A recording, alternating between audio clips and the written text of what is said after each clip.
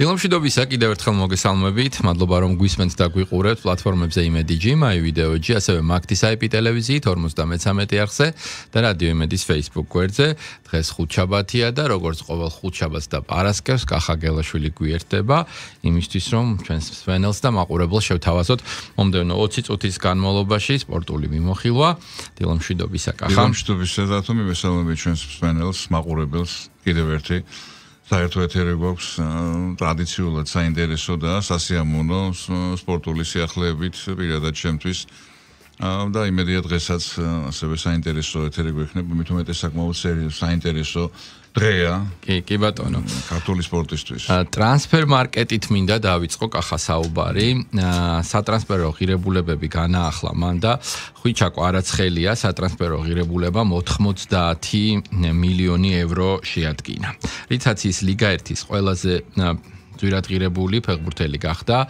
მნიშვნელოვანი ალბათ ის რომ ავხსნათ იმ ადამიანებისთვის, ვინც გარკვეულ სპეციფიკას არ იცნობს ტრანსფერ მარკეტის აი ამ ღირებულებების და შეფასების ნაწილში. ჩვენ ხვდებით ალბათ რომ მხოლოდ კონკრეტულ თანხაზე არ არის აქ საუბარი, აქ არის ერთგვარი სტატუსით, ხო, რომელიც ასევე ძალიან მნიშვნელოვანია სპორტში. რა თქმა უნდა, ეს ბოლო წლებია გერმანული ვებ პორტალი საფეხბურთო ტრანსფერ მარკეტი საკმაოდ აქტუალური გახდა უკვე ყველა ფეხბურთელის თქვათ საბაზრო მონაცემებს აქვეყნებს ეს კლუბი და გარკვეულწილად ხდება ფოკუსირება ტრანსფერ მარკეტის ფასზე. თუმცა ეს არ ნიშნავს რომ რახანს ტრანსფერ მარკეტი ამა თუ იმ ფეხბურთელს გარკვეულ თანხად აფასებს, აუცილებლად კლუბი ამ თანხად გაყიდის. ეს არის დაახლოებითი ფასი. რეალური 100%-იანი არ არის, რა თქმა უნდა, თუმცა ის რომ ხვიჩაკო არაცხელიას ფასმა როგორც ჩვენ თქვი 90 მილიონ ევროს მიაღწია და გადააჭარბა, ეს ბუნებრივია როგორც თავად ხვიჩასთვის, ქართული ფეხბურთისთვის და საერთაშორისო თქვათ იქ ვისაც ხვიჩას შეძენა სურვილი ექნება კლუბს, თუ ჯერ ამაზე რა თქმა უნდა საუბარი არის, პარი სენ-ჟერმენის ფეხბურთელია, ძალიან დიდ ზეგავლენას ახდენს. გათვალისწინებულია ყველა კომპონენტი, ყველა ასპექტი, როგორც ჩვენ თქვი, თქვათ კლუბის დონე, ფეხბურთელის ასაკი, თვითონ ჩემპიონატის დონე, კონტრაქტის ხანგრძლივობა, ფეხბურთელის თუ ახალგაზრდა, რა თქმა უნდა, ის მისი ზრდის პერსპექტივა, ეს ყველაფერი არის და ეს ამის მიხედვით ხდება პორტალის ტრანსფერ მარკეტის მიერ ფეხბურთელის ფასის გაზრდა, ანაც ასე ვთქვათ დაწევა. ხვიჩას ფასის აწევა, რა თქმა უნდა, მისმა ბრწყინვალე თამაშმა განაპირობა, არა მარტო ვთქვათ ჩემპიონთა ლიგის ფინალში, მანამდეც ის იქნებოდა ეს აფრანგეთის თასი, ვთქვათ ჩემპიონატი, თვითონ ჩემპიონთა ლიგის მატჩები, მანამდე იტალიურ ნაპოლიში გამოსვლა. ხვიჩას არ აქვს საბედნიეროდ ჩვენთვის და ეს რა თქმა უნდა აღსანიშნავია. შეიძლება ყველა თამაში უმაღლეს დონეზე ვერ შეატარებს, მაგრამ ჩაგდებული თამაში, ან თქვათ რაღაც ესეთი არის, ყოველ თამაშზე ბოლომდე იხარჯება. ერთ-ერთი ნათელი და მაგალითი იყო, როდესაც გოლი გაიტანა ჩემპიონთა ლიგის ფინალში, მატჩის ბედი გადაწყდა და დუმფრის დია მისი საჯარიმოდან, თავის საჯარიმომდე და სანამ არ წაართვა ბურთი და თავისუფლად შეიძლება და არ დატვირთულიყო ამ დონეზე, მაგრამ ბოლომდე იბრძვის და ეს მახასიათებელიც, რა თქმა უნდა, არის ხვიჩას აი დადებით შეფასებებში ერთ-ერთი მთავარი. ყველაზე ძვირად ღირებული სპორტსმენი ვინ გახსენდება? ეხლა იამალზეა საუბარი, ესეც ეხლა ლამინი ამალია დღესდღეობით ყველაზე ძვირად და ერთ-ერთი მთავარი. და რა ფასი აქვს? 100 თუ სწორად მახსოვს 140 მილიონ ევროზეა საუბარი. 100 რიცხვში რამდენიმე ფეხბურთელია, ანუ ხვიჩას 10 მილიონი აკლია რომ 100 მილიონად შეფასებულ ფეხბურთელებში მოხდეს. იგივე რაფინია 85 იყო ხო ხვიჩას ფასი მანამდე? ხვიჩას ფასი 75 მილიონი იყო რა, 75 მილიონი ევრო შეიძინა პარი სენ-ჟერმენმა პლუს 5 მილიონი ბონუსები. ხო, აი ტრანსფერ მარკეტზე ბოლო ღირებულება იყო 85 და გახდა ეხა 90. ასე რომ ამ ტემპი თუ გააგრძელა ჩემო კახა, მალე გახდება 100-იც. მოდი ზურიკო დავითაშვილზეც ვისაუბროთ, ოსერის კარში გატანილი გოლი ლიგა 1-ის სეზონის საუკეთესოდ დასახელდა და ეს აღმოჩნდა ასევე როგორც შენ მითხარი, საკმაოდ ლამაზი სანახავი და ასეთი შესრულებული გოლები, როგორც წესი, სპორტსმენის კარიერას ძალიან მნიშვნელოვნად წაადგება ხოლმე. ამ შემთხვევაში რა ხდება, ესეც ავხსნათ. საფრანგეთში როგორც ყველა ჩემპიონატში არის სხვადასხვა ნომინაციები, ხომ თქვათ იქ ყველაზე საუკეთესო ფეხბურთელი, თქვათ საუკეთესო მწვრთნელი, საუკეთესო გოლის ავტორი და ასე შემდეგ, თვის საუკეთესო ფეხბურთელი. და აი ერთ-ერთი ესეთი ნომინაცია არის ყველაზე ლამაზი გოლის ავტორი. და აი ეს ყველაზე ლამაზი გოლი პირობითი განსაზღვრება გემოვნების საკითხია თუ ვინ თანხმდება რომ ყველაზე ლამაზი და რა კრიტერიუმები? ეფექტურობა, თქვათ იქ შორეული დარტყმა, იქ მეტოქის მცველების გვერდისავლა, აი რაც აღფრთოვანებას იწვევს გოლი, ყველა ჩვენი საყვარელი გუნდი იტანს სასიხარულო, მაგრამ აი ორმაგად სასიხარულოა, აი თქვათ ეფექტური, აი არ ვიცი რა გავიცი, ვიტალი დარასელიას გოლი კალცაისის კარში, როდესაც ამ გერმანული კლუბის მცველებს გვერდია უარა და ბრწყინვალე დარტყმით გამარჯვება მოუტანა. ის გოლი როგორიც არ უნდა ყოფილიყო, გამარჯვების მომტანი გოლი იყო, მაგრამ ორმაგად და 10-მაგად სასიხარულო სასიამოვნო, როდესაც ლამაზი გოლი გადის. სხვადასხვა აი ამ ლამაზი გოლის ნომინაციაში სამივე ქართველი, ლიგა 1-ში მოთამაშე სამივე ქართველი გახდათ კონკურსანტი, ხვიჩა კვარაცხელიაც, ზურიკო დავითაშვილიც და გიორგი მიქაუტაძეც.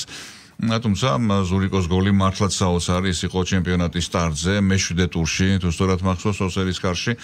მეორე გოლი იმ თამაშში ზურიკომ ჰეტრიკი შეასრულა, ანუ სამივე გოლი ზურიკომ გაიტანა და განსაკუთრებული იყო ეს სწორედ მეორე გოლი.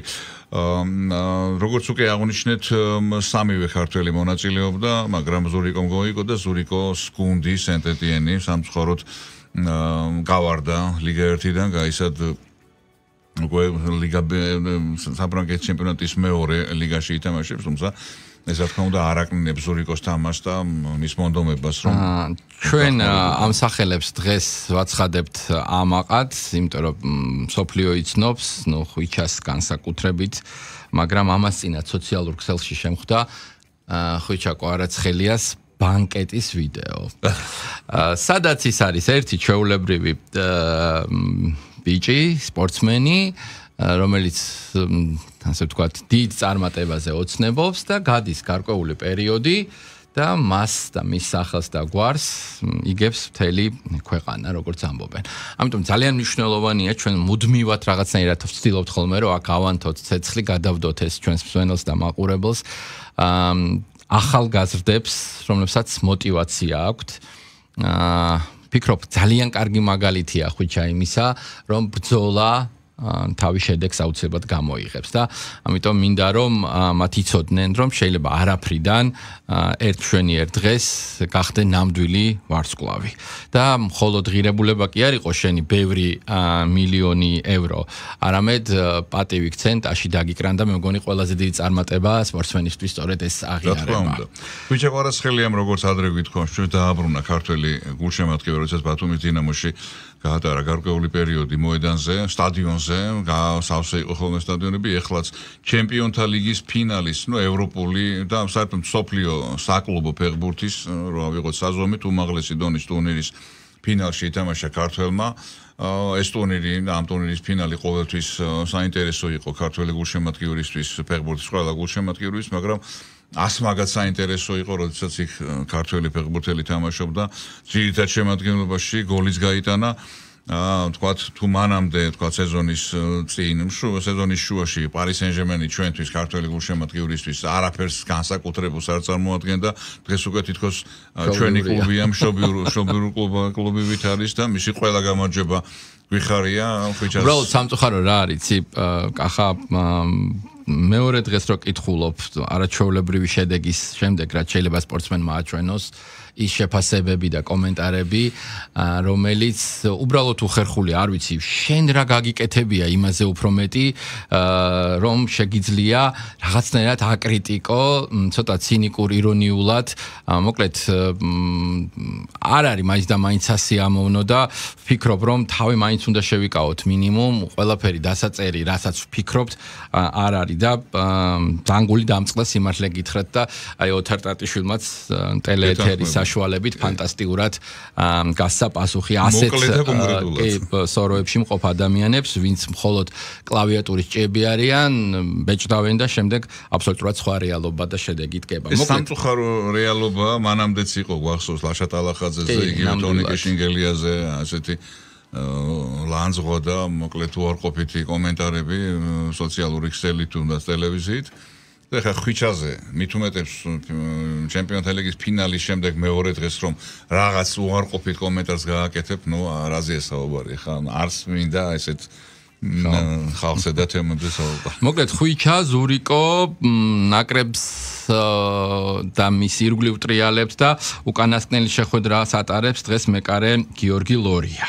რას ნიშნავს ეს ის გიორგი ლორია არის აი ბოლო თუ სანაკრებო კარიერას საკლუბოს რას ნიშნავს ზოგადად 17 წლიანი კარიერა ნაკრებს 17 წელი გაატარა ეროვნულ ნაკრებში იყო ეროვნული გუნდის ნაწილი ვიტყვი ასე რომ აი თანამედროვე ნაკრების მშენებლობაში ერთ-ერთი უდიდესი წვლილი აქვს სწორედ გიორგი ლორია შეტანილი აი გუშინდელ პრესკონფერენციაზე ითქვა კიდევაც რომ ალექსანდრე იაშვილი დღეს საქართველოს ფეხბურთის ფედერაციის მაღალჩინოსანი, საქართველოს ნაკრების ყოფილი ლიდერი, როდესაც თამაშობდა, აი მაშინ იწყებდა გიორგი ლორია კარიერას, 17 წელი არ არის, რა თქმა უნდა, მცირე დრო, განსაკუთრებით აღსანიშნავია თვითონ გიორგიმაც აღნიშნა კარიერის მატჩი ესპანეთის ნაკრებთან თბილისში, როდესაც სავსე სტადიონი, ამის 80,000 გულშემატკივარი ერთხმად სკანდირებდა მის გვარს, როდესაც ტრავმა მიიღო გიორგიმ და გაიყვანეს ასე და ემოციები რომელიც ახლდა ამ ტრავმას გიორგის მხრიდან დაუვიწყარია და დიდი მადლობა მას გულშემატკივრის სახელით პირადად ჩემგან რომ ასეთი ბრწყინვალე კარიერა ჰქონდა დღეს ჩვენი ნაკრები როგორც ვიცით ამხანაგურ შეხვედრას ატარებს ფარერის კუნძულების ნაკრებთან დინამო არენას და გიორგი ლორია დღევანდელ მატჩში კაპიტანი იქნება დღეს დაემშვიდობა ნაკრების გულშემატკივარს ეროვნულ ნაკრებს ფეხბურთელებმაც გააკეთეს ნაკრების ფეხბურთელებმა კომენტარები რომ ისინი შეეძლებიან რომ ღირსეული გასილება მოუწყონ მათ უფროს მეგობარს ასაკით უფროს მათ მეგობარს და ძალიან კარგ ადამიანს ასე რომ წარმატებები გიორგის ის დარჩება ქართული ფეხბურთის სამსახურში როგორ ანაირად ამას მოგვიანებით შევიტყობთ ჩვენ ახალგაზრდებზეც ვისაუბრეთ და მოდი ვთქვათ რომ 21 წლამდელი ფეხბურთელები და მათი ნაკრები ემზადება ევროპის ჩემპიონატისთვის. დედიზედ მეორედ გავედით ფინალურ ეტაპზე.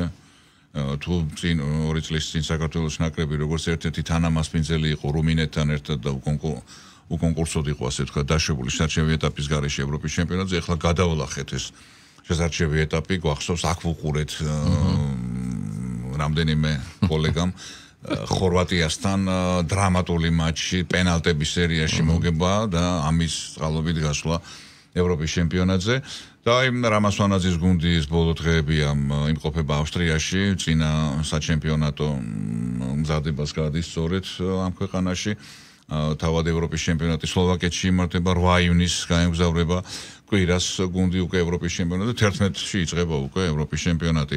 რაც შეეხება გუშინდელ შეხვედრას, რომელზეც შენი საუბრე, ეს იყო ამხანაგური მატჩი, ის თქო გენერალური რეპეტიცია ევროპის ჩემპიონატის წინ, რუმინეთის ნაკრები იყო ჩვენი მეტოქე და 0-1 წავაგეთ ეს შეხვედრა მიკროტრამვების გამო გუნდის ლიდერები საბა გოგლიჩის და ნოდარ ლომინაძე არ იყვნენ გუშინდელ მატჩში დაუბრუნდა ახალგაზრდულ ნაკრებს საბა საზონოვი, რომელსაც გასული სეზონი უმძიმესი ტრამვის გამო მთლიანად გაუწდა.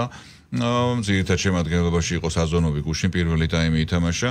რაც შეეხება უშუალოდ შეხვედრას, ეს იყო ტიპიური მოსამზადებელი მატჩი ორივე გუნდი ფრთხილობდა, რისკზე არ მიდიოდნენ, რა თქმა უნდა მწვრთნელებისგან იყო მითითება, რომ თქვა ვინმეს რამე ტრავმა არ მიიღოს ევროპის ჩემპიონატის წინ და არც საგოლე მომენტებით იყო ეს მატჩი სამსე ერთი შეტევა და გოლი გავიდა. ეს რა თქმა უნდა არაფერი ტრაგიკული არ არის, ვარჯიში ჩვეულებრივი. აი უკვე ევროპის ჩემპიონატი 11 ივნის პოლონეთია ჩვენი მეტოქე, 14 ივნის უკვე საფრანგეთის უძლიერესი ნაკრები და 17 ივნის პორტუგალიის ნაკრები, ძალიან რთული ჯგუფია. ვახსენეთ რომ მეორედ ითამაშებს ჩვენი ნაკრები ევროპის ჩემპიონატზე. და საკვალიფიკაციო ეტაპი, მაშინ ჯგუფური ეტაპი გადავლახეთ თბილისში, თუმცა შემდეგ პლეი-ოფის პირველ ეტაპზე ისრაელის ნაკრებთან წავაგეთ პენალტების სერიაში და გამოეთიშა მაშინ არა და რომ გავსულიყავით ოლიმპიურ თამაშებზე გვეყოლებოდა ნაკრები. თუმცა ეს განვლილი ეტაპია, ახლა კი უკვე ევროპის ჩემპიონატი ახალგაზრდული ზედიზედ მეორე წელია, შარშან თუ ჩვენმა ეროვნულმა ნაკრებმა ითამაშა ევროპის ჩემპიონატზე, ახლა ჩვენი ახალგაზრდული ნაკრები, უბრალოდ ზედიზედ მესამე წელია.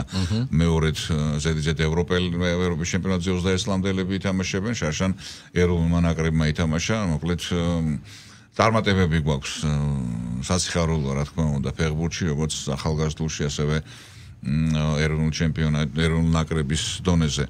რაც შეეხება ხვიჩა კვარაცხელიას რომ დაუბრუნდეთ, ხვიჩა არ იქნება დღეს საქართველოს ეროვნული ნაკრები ფარერის კუნძულებს უმასპინძლებს არ იქნება რამდენიმე ლიდერი, იგივე ზურიკო დავითაშვილი, იგივე გიორგი მიქაუტაძე, იგივე გიორგი მამარდაშვილი.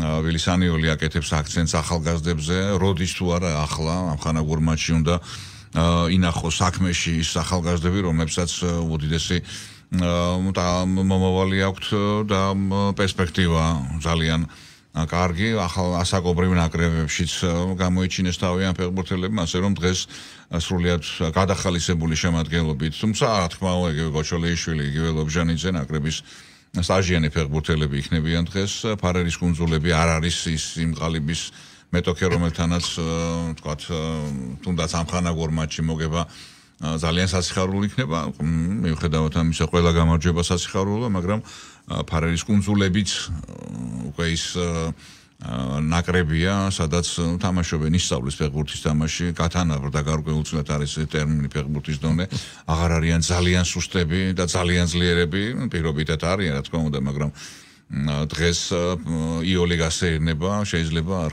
გქონდეს ფარერის კუნძულებთან.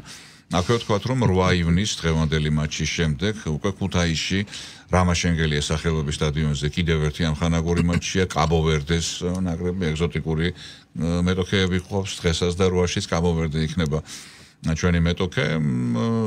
FIFA-ს რეიტინგში 72 ადგილზეა, საქართველოს ნაკრები 72-ზე, 4 საფეხური განსხვავება, თბილისში საქართველოში ჩამოსვლამდე კაბო-ვერდემ მალაიზიის ნაკრებთან ჩაატარა 3 დღის წინ ამხანაგური მატჩი კუალა-ლუმპურში 3-0 მოიგო და იმუქრებიან რომ კიდე მოვიგებთ ახლა საქართველოში. Კარგი, კიდევ ერთ თემას შევეხოთ. UEFA-ს ერთა ლიგას A დივიზიონის ნახევარფინალურმა შეხვედრებმა გუშინ აიღო სტარტი და მიუხედავად გერმანიის ნაკრებმა პორტუგალიას უმასპინძლა, დღეს კი ერთმანეთს ესპანეთი და საფრანგეთი დაუპირისპირდებიან. მოდი გითხარი, რა მოლოდინები შეიძლება გქონდეს? ეს არის ერთა ლიგის ელიტური, ანუ A დივიზიონის უკვე გადამწყვეტი ეტაპი, ნახევარფინალებია. გერმანია მასპინძლობს, მიუნხენი და შტუტგარტი ამ ორ ქალაქში იმართება ნახევარფინალური ეტაპის მატჩები. ეს ერთა ლიგა ჩვენთვის ერთ-ერთი ყველაზე წარმატებული ტურნირი ქვედა დივიზიონიდან. საქართველოს ნაკრებმა შეძლო ევროპის ჩემპიონატზე გასვლა შარშან და აი ეს ტურნირია, თუმცა როგორც უკვე აღნიშნეთ, A დივიზიონის ბინადარი გუნდების მონაწილეობით და მოკლედ გუშინ პირველი შეხვედრა გაიმართა მიუნხენში ალიანს არენაზე, სადაც ზუსტად 4 დღით ადრე ხვიჩა კვარაცხელიამ და მისმა პარი სენ-ჟერმენმა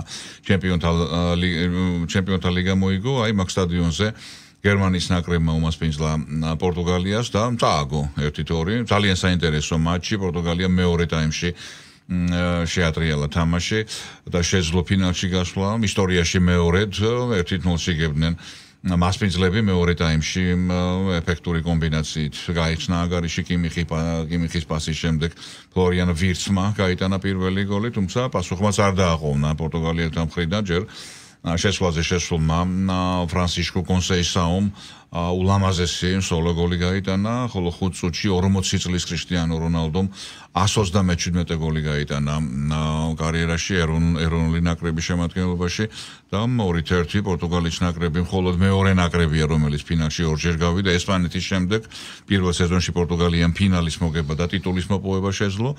და ახლა მეორედ ითამაშებს. დღეს გაიმართება მეორე ნახევარფინალური შეხვედრა შტუტგარტში.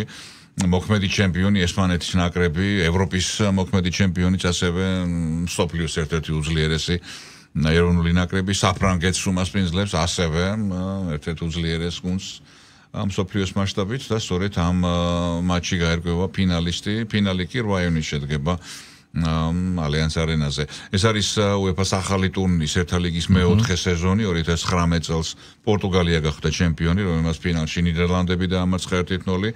შემდეგ 2021 წელს საფრანგეთმა მოუგო ფინალში ესპანეთს და ტიტული მოიგო. 2023 წელს კი უკვე ესპანეთმა პენალტების სერიაში დაამარცხა ხორვატია და მესამე სეზონის ტიტულის მფლობელიც გახდა, ასე რომ 8 ივნისს კვირას ალიანს არენაზე გველის ფინალი, თუმცა მანამდე დღეს ძალიან საინტერესო მატჩია ესპანეთ-საფრანგეთი.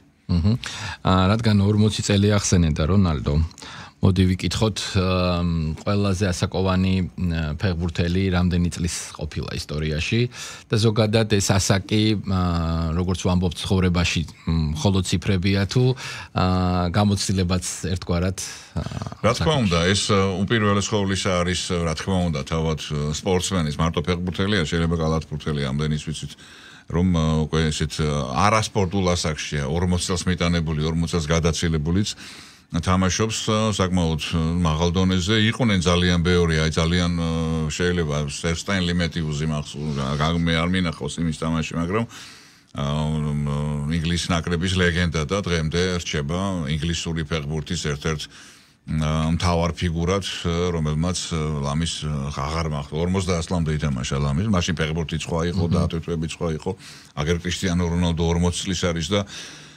ეწერა კიდევაც რომ სადღაც 28-30 წლის სპორტსმენის ორგანიზმის მონაცემები ანუ რაღაც იგივე ლებრონ ჯეიმსი ავიღოთ ხო 40 წელს არის მიტანებული დაფრინავს კაცი რა თქმა უნდა ეს არის ბუნებრივ მონაცემებზე ზოგი ძალიან ძლიერია ფიზიკურად ზოგი სუსტია ზოგს ბევრის და ატანა შეუძლია დატვირთვა ეს რა თქმა უნდა პირველ რიგში ბუნებრივი მონაცემებია და ასევე მთავარი ეს არის საკუთარ თავზე მუშაობა ის ასე ვთქვათ სპორტული რეჟიმი რომელიც ვთქვათ გარედან არ ჩანს ისეთი რთული თუმცა არის ურთულესი მე მახსოვს როდესაც ჩვენი ერთ-ერთი საქართველოს ნაკრების ერთ-ერთი ლიდერი ვეტერანი გიორგი შერმადინი იწყებდა კარიერას ჯამლეთ ხუხაშვილი იყო მისი დიდ კალათბურთში ესე ვთქვათ გზის გამკვლევი და ბატონმა ჯამლეტმა მითხრა მე რომ ესე იგი როდესაც სადღაც 18-19 წლის იყო შერმადინი თბილისში არ აჩერებდა ასე ვთქვათ უშვებდა მცხეთის რაიონიდან იყო რატომ მეთქი და აქ მიეჩვევა თქვა შეიძლება იქ გვიან დაძინებასო 9 საათზე იძინებსო იქ კლუბები არის გართობა არის და ამოვარდება რეჟიმიდანო და აი ამ უმკაცრეს რეჟიმში ხავ და წარმოედგინე მთელი კარიერის მანძილზე აქტიური ძალიან მე მას ვამბობ რიგი სპორტსმენებს აღა იგივე როჯერ ფედერერი იყო რომელიც 35-37 წლის აი ესეთ გრაფიკში იყო თქვა ძილი თქვა კვება ვარჯიში ყოველდღიურად 5-6 საათი ვარჯიში თქვათ იქ რაიმე რაღაც იქ საკეიფო წასვლა ან რაღაცის გამორიცხულია მაგაცებმა გამოგიარა და წაგიყვანა რა თქმა უნდა შეიძლება ყველაფერი მაგრამ ნორმის ფარგლებში ანუ თავისუფალი ადამიანი როგორც თქვათ ჩვეულებრივი ადამიანია როცა უნდა მეგობრებთან წავა როცა უნდა გაისეინებს თქვათ ასე შემდეგ და იქ რაღაც ესეთი პირველი პასუხისმგებლობა უპირველესად ალბათ რაც არის საკუთარი პროფესიის ფორმის და იმ ნიშანარჩუნების ასე თქვათ წინაპირობა და რაღაცნაირად ჩენი ფანების წინაშე და გულშემატკივრების წინაშე იმ საქმის წინაშე რასაც შენ ემსახურები და რა ძალიან გიყვარს ხო რომელიც ძალიან დასაფასებელია სხვათა შორის მე მიყვარს ესეთი მიდგომა საქმისადმი თუ შენ გინდა რომ შედეგი დადო აუცილებლად ჭირდება მას შრომა და შრომას მოყვება მერე დაფასებაც და აღიარებაც დიდი მადლობა გახავ მადლობა და სხვა სპორტულ სიახლეებს კახა პერიოდულად მოგაწვდით მთელი დღის განმავლობაში 11 საათიანი, 2 საათიანი და 5 საათიანი საინფორმაციო გამოშვების შემდეგ ჩვენ კი ამ ფორმატში უკვე ხვალ შევხვდებით. მადლობა. ხვალ შევხვდებით კიდევ.